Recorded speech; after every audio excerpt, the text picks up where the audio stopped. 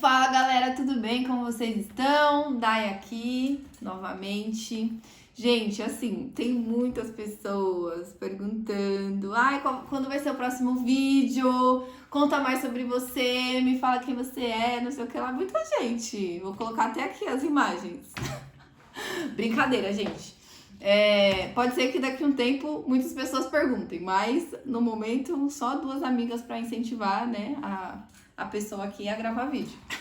Mas vamos lá. Hoje eu vou gravar sobre quem é a Dai. Meu Deus, que mistério. Gente, vou contar o meu testemunho de vida, tá? Desde quando eu nasci até 2020, porque vai ter segunda parte. Já dou um spoiler aqui que vai ter segunda parte sobre a minha história, porque muita coisa aconteceu. Só um instante que eu vou limpar meu óculos. Isso aí, me acompanha aí. Aproveita, se inscreve no meu canal, aciona o sininho, tá bom? Pra você receber notificação. Gente, eu tô youtuber, dá licença.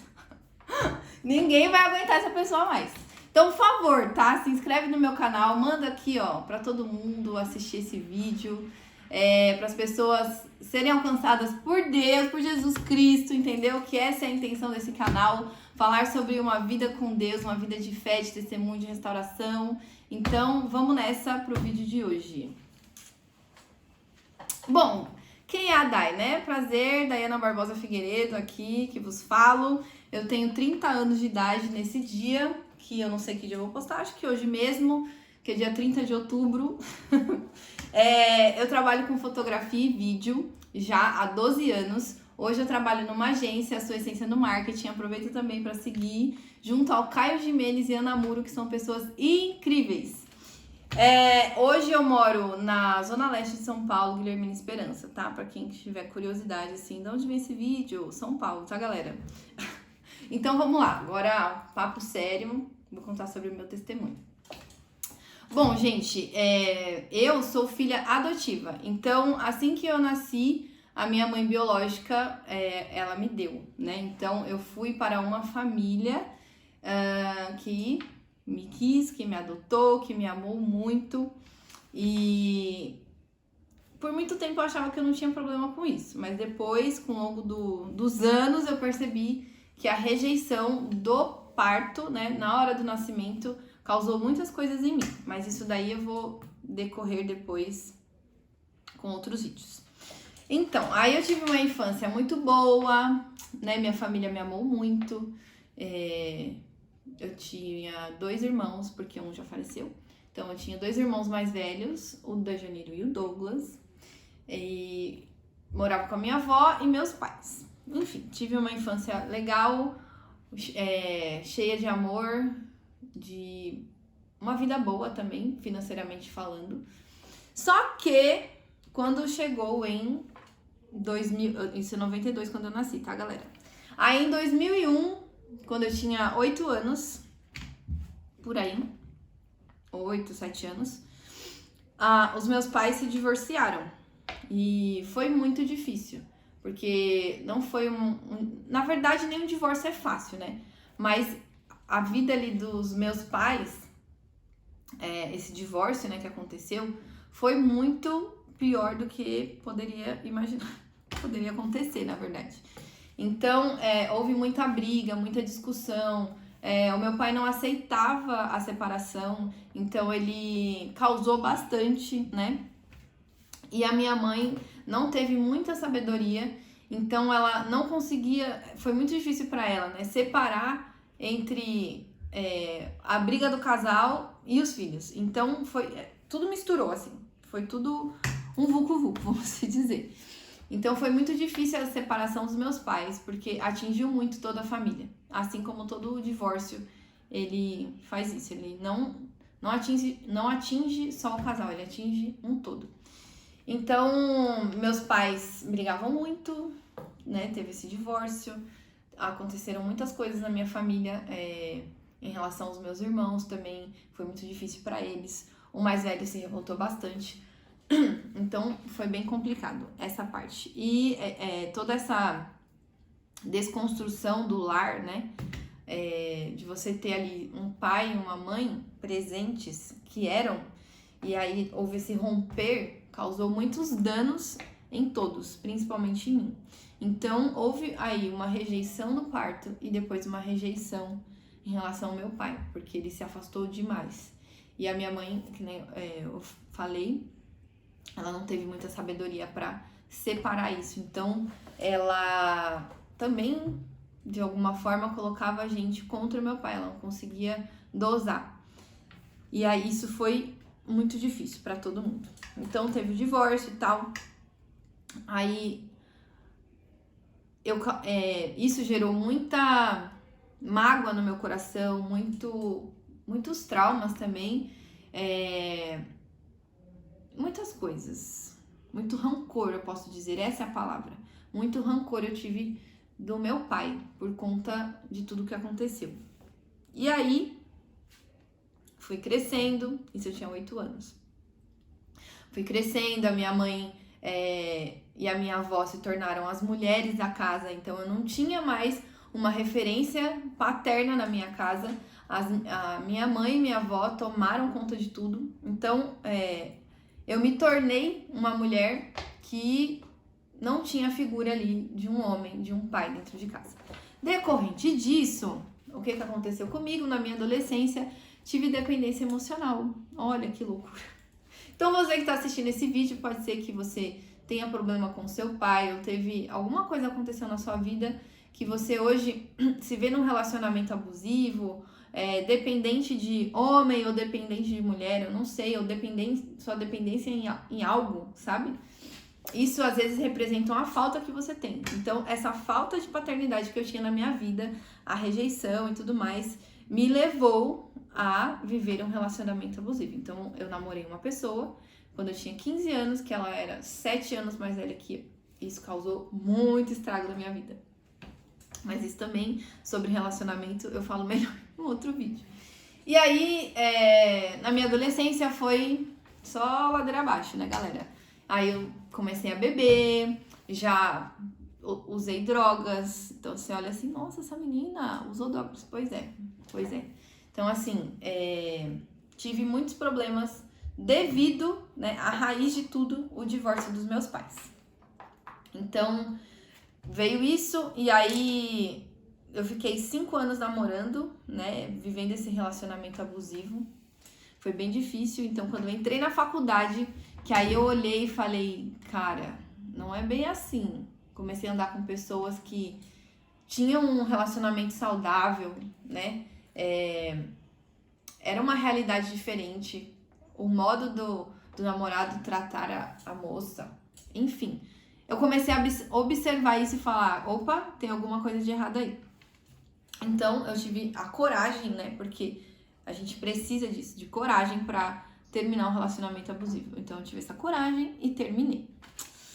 Aí, tudo bem, né? Passou. Eu sempre emendava um relacionamento do outro. Meu Deus. Aí, eu tô lendo aqui no meu caderninho, porque são muitas coisas. Na minha adolescência também, eu tive problemas com pornografia. E isso se estendeu há muitos anos da minha vida. Porque eram muitas perdas, muitas dependências, muitas coisas. E uma delas foi isso também. E aí eu conto mais detalhes em outro vídeo. Todos os assuntos aqui vai render muita coisa. Então agora é só pra me apresentar, né, pra vocês. Tive problema, né, como eu falei, com pornografia, dependência emocional, paternidade, rejeição, N coisas. Muitas coisas, gente. E aí chegou em 2015, né? 2015 eu conheci a pessoa que eu me casei. Então, em 2014, na verdade, no final de 2014.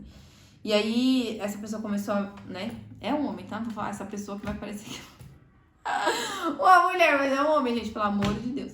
Enfim, comecei a frequentar a igreja, né? A minha avó minha avó era cristã desde quando eu me conheço por gente, mas eu nunca entendi muito. Ela me levava numa igreja muito tradicional e eu era muito nova, tipo 10, 12 anos, então não falava muito comigo ali, entendeu?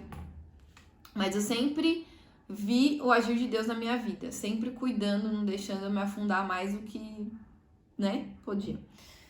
E aí, em 2015,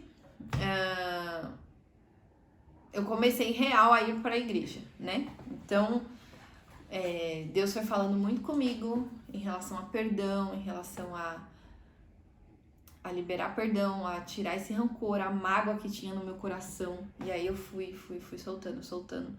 E uma das primeiras coisas que eu ouvi o Espírito Santo falar pra mim foi: perdoa seu pai. Era um culto de Dia dos Pais. Isso foi muito marcante na minha vida. Foi um culto de Dia dos Pais de 2015, agosto de 2015. Então eu já estava um tempo já na igreja. E aí essa ministração marcou muito meu coração, que foi um romper nesse dia. Então o Senhor falou muito ao meu coração de que eu precisava perdoar o meu pai.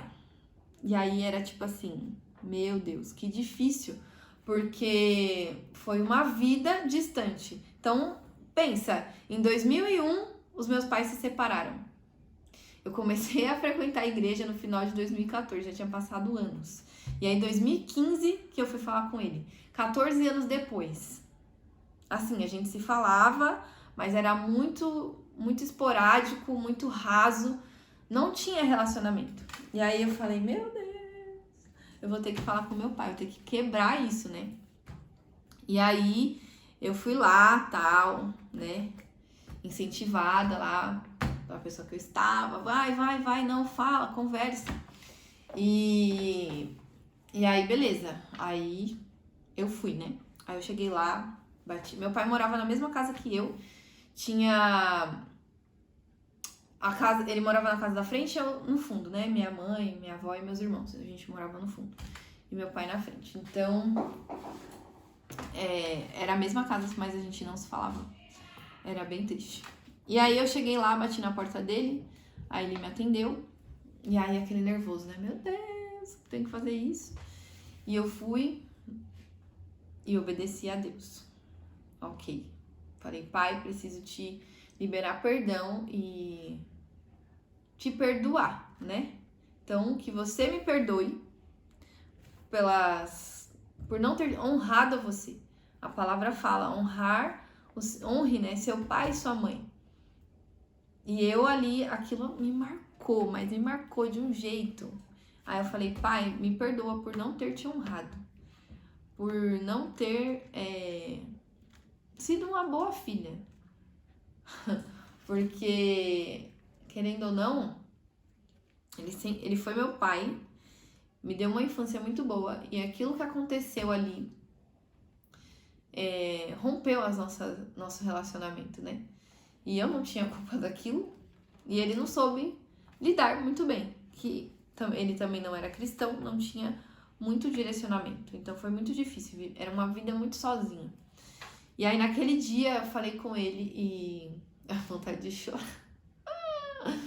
E aí ele falou assim, filha, me perdoa também.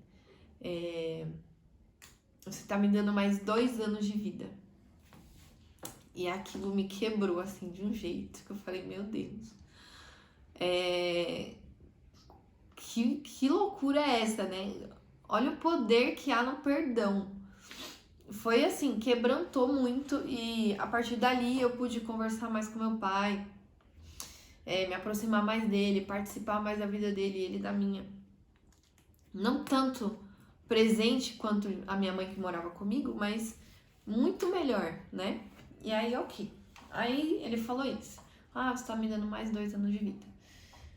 Aí, tá bom. Aí, em 2017, eu casei com essa pessoa que eu ia pra igreja.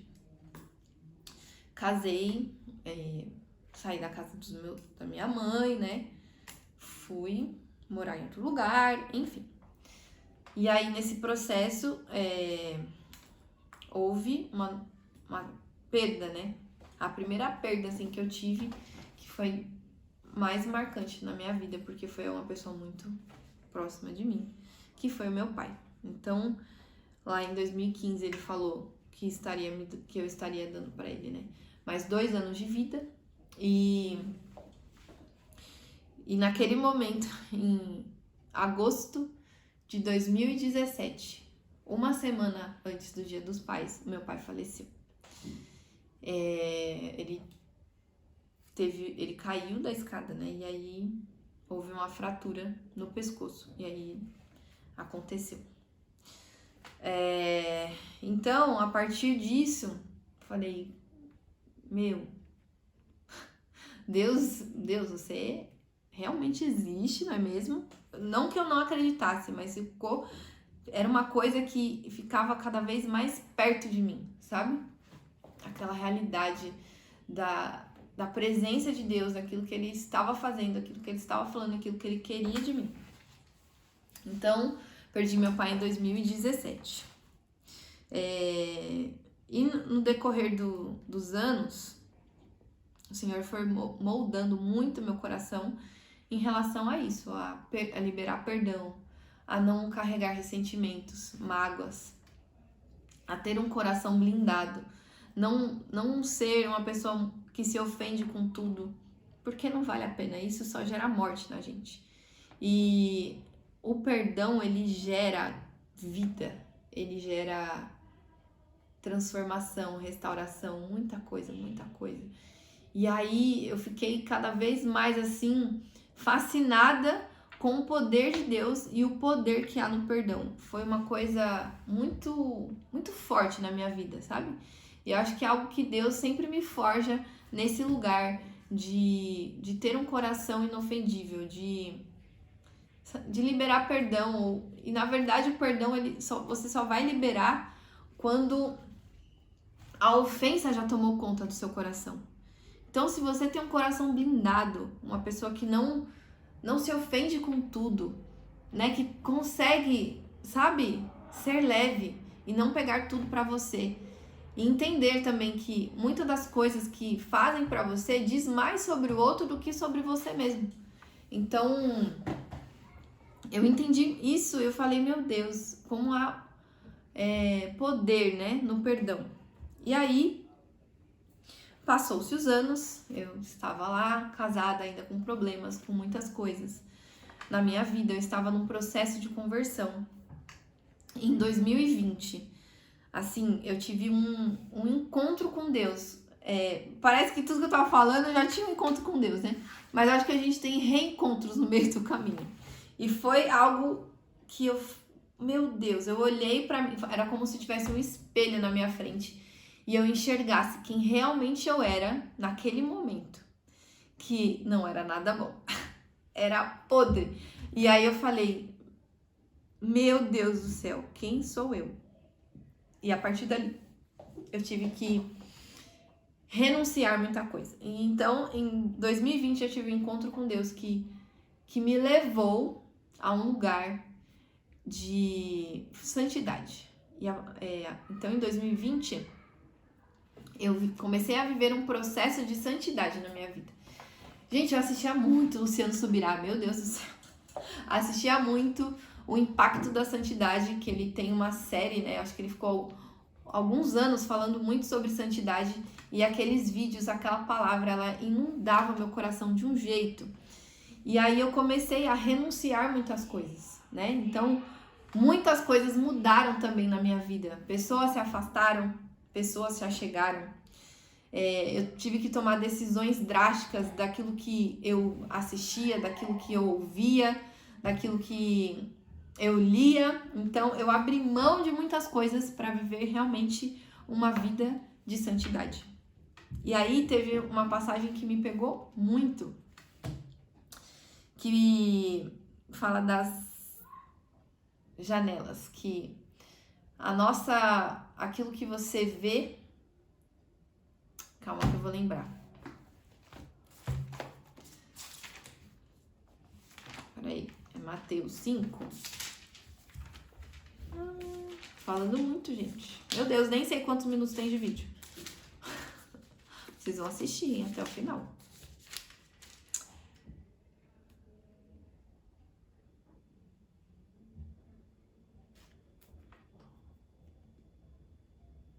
Nossa, gente, eu não estou achando.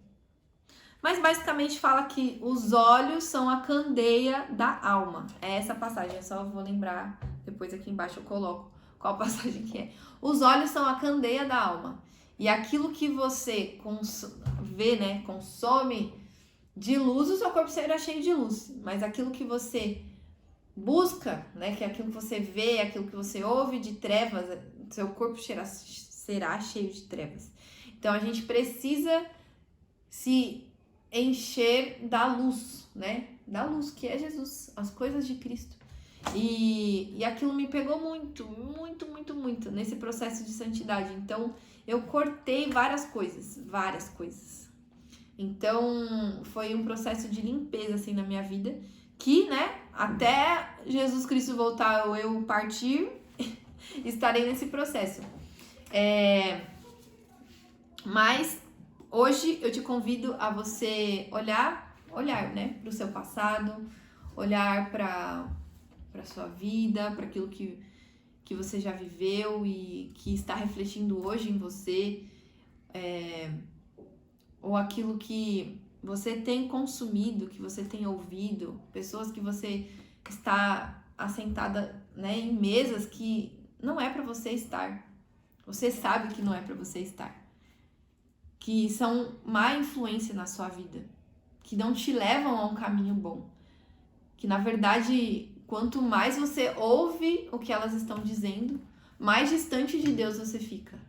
Então, assim, eu te convido hoje a você refletir sobre as mesas que você está sentado, sobre as suas questões do passado que tem, sabe, roubado os dias de hoje, né? Onde você tem dependências, não sei se de pessoas, de coisas, de jogos, vícios, eu não sei, pornografia, eu não sei o que hoje você depende.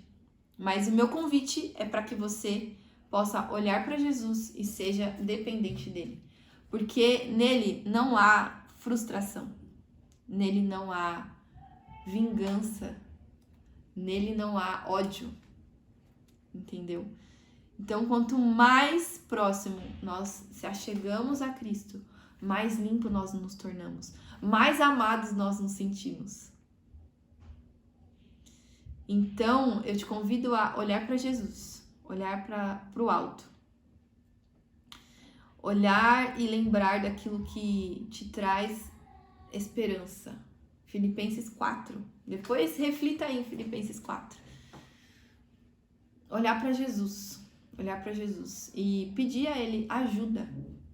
Peça ajuda para Ele, que eu tenho certeza que Ele vai te guiar em tudo aquilo que você precisa, tudo aquilo que você precisa abandonar, todas as pessoas que você precisa liberar perdão, ou até mesmo se perdoar de algo que você fez, sabe? Liberar perdão mesmo.